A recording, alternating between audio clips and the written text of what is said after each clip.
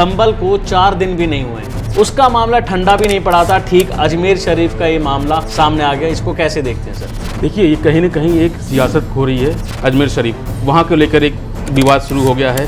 कहा जा रहा है कि वहाँ पहले शिव मंदिर था। सबसे बड़ा मसला यही है कि आखिर जब सुनवाई होगी तो कोर्ट क्या निर्णय देने वाला है। तो 11 में एक किताब लिखी गई थी, रिटायर्ड जज हैं हरविलास शारदा, कि यहाँ पर पहले शिव मंदिर हुआ करता था। किताब को लेके दावा कर रहे हैं, वो कोई हिस्टोरिकल नहीं है वहाँ के। अब इसमें अगर सर्वे होता है तो क्या वैसी ही स्थिति देखने को मिलेगी जैसी संभल में है? बड़ा सवाल। फिर ये याचिकाएं क्यों दायर की जाती है? माहौल बिगाड़ने के लिए? क्यों वैसे ने कहा था कि हमारे ये 800 साल पुराना दरगाह है ये। नमस्कार, मैं हूं राशिद और स्वागत है आपका वन इंडिया हिंदी में।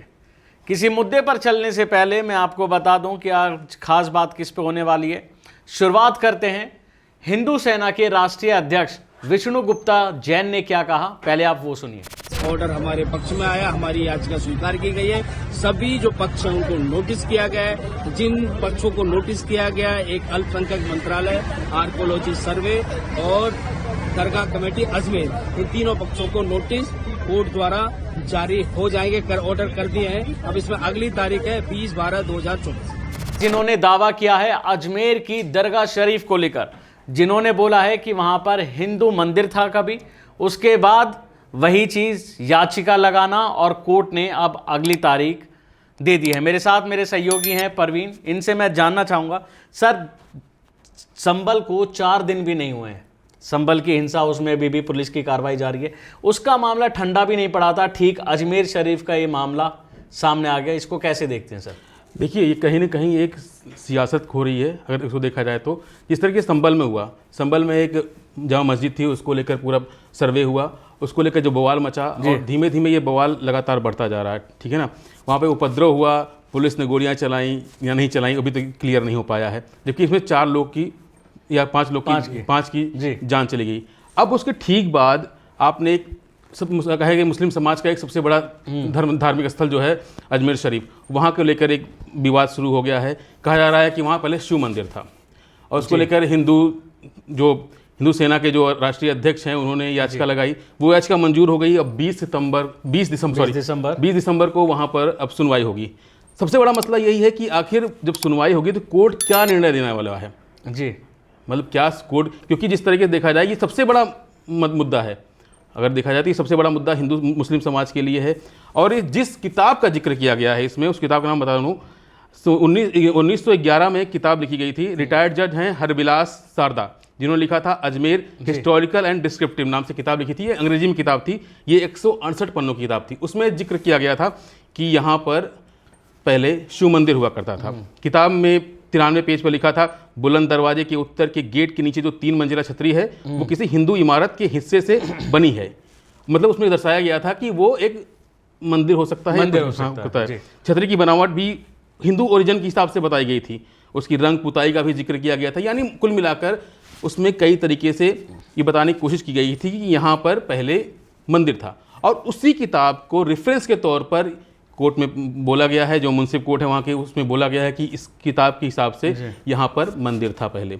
लेकिन एक सवाल ये होता है कि और विष्णु गुप्ता जो हैं उन्होंने भी इसी को लेके दावा किया है कि इसमें, इसी किताब के बल पर दावा किया है कि इसमें मंदिर होने का सबूत है, उसी किताब को पेश किया गया है। लेकिन मैं बता दूं आपको कि जो दरगाह के खादिम है, उन्होंने भी आज सुबह उनका बयान आया जिसमें उन्होंने बताया कि वो जिन किताब को लेके दावा कर रहे हैं वो कोई हिस्टोरिकल नहीं है वहाँ के, वो उन्होंने किताब लिख दी है। लेकिन बड़ा सवाल ये आता है कि उन्होंने जो मांग की है विष्णु गुप्ता ने, परवीन जी, एक तो सर्वे होने की, सारी जितने पक्ष हैं उनको सबको नोटिस दे दिया है। अब इसमें अगर सर्वे होता है तो क्या वैसी ही स्थिति देखने को मिलेगी जैसी संभल में है? बड़ा सवाल। बिल्कुल मिल सकती है। जिस तरीके के हालात अभी हमने पहले संभल में देखे थे कि वहां पर पहले दिन सर्वे दोनों जगह बीजेपी की सरकार है। और प्लस पता क्या है, अभी एक चीज समझ से परे है कि अभी कोई इलेक्शन भी नहीं है जी, उसके पहले भी इस तरह के मुद्दे सामने आ रहे हैं।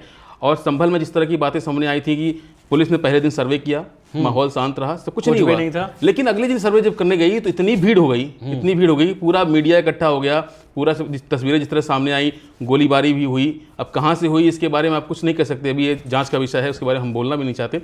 लेकिन जिस तरीके से चीज़ें सामने आ रही हैं उसको लेकर कहीं ना कहीं मन में सवाल तो खड़े होते हैं, ठीक है ना।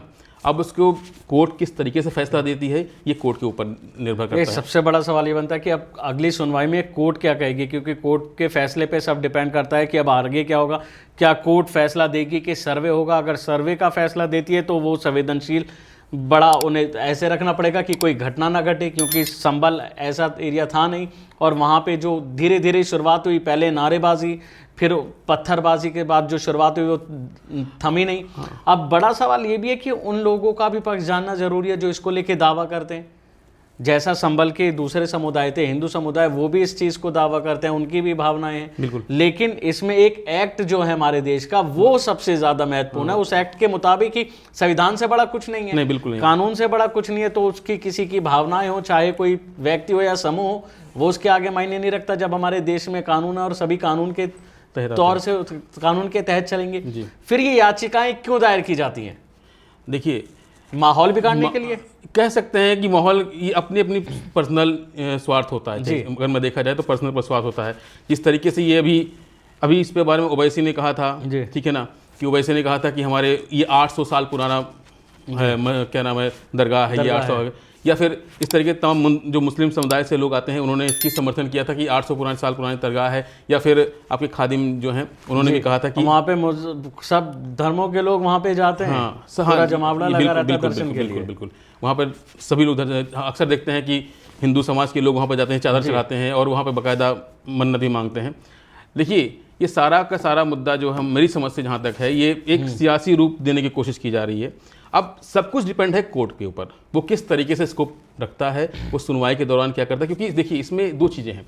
एक पहली चीज़ है, अगर वो सुनवाई के दौरान सर्वे की परमिशन दे देता है तो उसको किस तरीके से देता है, कितने हद तक सर्वे होना चाहिए, कहाँ कहाँ सर्वे होना चाहिए, एक उसको देखा जाएगा, पैमाइश की जाएगी। क्योंकि जिस तरह से वहाँ सर्वे किया गया था ज्ञानवापी में देखा जाए, या फिर आपको यहाँ पर संभल में देखा जाए, या फिर भोजशाला मध्य प्रदेश में भी वहाँ भी सर्वे हुआ था। तो सारी चीज़ें एक ही तरीके होती हैं कि वहाँ पे कुछ हिस्सों में सर्वे के लिए बोला गया था, चाहे भोजशाला की बात करें, चाहे ये संभल की बात करें, चाहे ज्ञानवापी की बात करें। लेकिन भोजशाला में भी शांतिपूर्ण सर्वे हो गया, कोई ज्ञानवापी में कोई वो नहीं हुआ, सर्वे हुआ, और संभल में जाके विवाद हुआ। अब सब कुछ डिपेंड करता है कोर्ट और प्रशासन के ऊपर कि वो इस मुद्दे को किस तरीके से डील कर पाता है, ठीक है ना। परवीन जी, हमारे दर्शकों को वो आखिरी उसकी कोर्ट की सुनवाई की डेट किस तारीख को है? 20 दिसंबर को। 20 दिसंबर को। अब बता दें कि हम 20 दिसंबर को ही तय होगा कि अब कोर्ट क्या फैसला लेती है, क्योंकि हिंदू पक्ष ने तो दावा ठोका है और एक किताब के बल पर ठोका है कि वहाँ पर मंदिर है। ठीक वैसा ही दावा है जैसा संभल में ठोका गया था कि हरिहर मंदिर है। लेकिन देखना होगा कि इस पर कोर्ट क्या कहती है। एक तरफ ये हिंदू सेना के राष्ट्रीय अध्यक्ष हैं विष्णु जैन हैं, विष्णु गुप्ता हैं, इनका दावा है। दूसरी तरफ मुस्लिम पक्ष है जो इसे नकार रहा है, दावे को साफ कह रहा है कि ऐसा कुछ नहीं है। और उस किताब पर भी उन्होंने सवालिया निशान खड़े किए हैं और साथ ये भी कह रहा है कि उन्होंने भी कहा है कि दरगाह थी, है और इंशाअल्लाह रहेगी। साथ ही और तमाम नेताओं के इस पे बयान सामने आ रहे हैं। लेकिन राजनीति भी अब इस पे शुरू हो रही है बड़े पैमाने पे, मैं आपको बता दूं। लेकिन अब सारा का सारा जो फैसला है वो टिका है कोर्ट के फैसले पर। क्यों परवीन जी? बिल्कुल। कोर्ट के फैसले पर देखना होगा कि आखिर इसको जब ये तारीख आती है, दोनों पक्ष इसमें क्या दलीलें रहते हैं, क्या बहस होती है और कोर्ट इस पर फैसला देती है या नहीं, खासकर सर्वे का। तो देखने वाली बात होगी। ये वीडियो आपको कैसा लगा हमें ज़रूर बताएं, और आपकी जो भी इस मुद्दे को लेके राय हो, जो भी सजेशन हो, या जो आप कुछ कहना चाहते हो, कोई भी प्रतिक्रिया हो, वो हमें कमेंट बॉक्स में ज़रूर बताएं। शुक्रिया।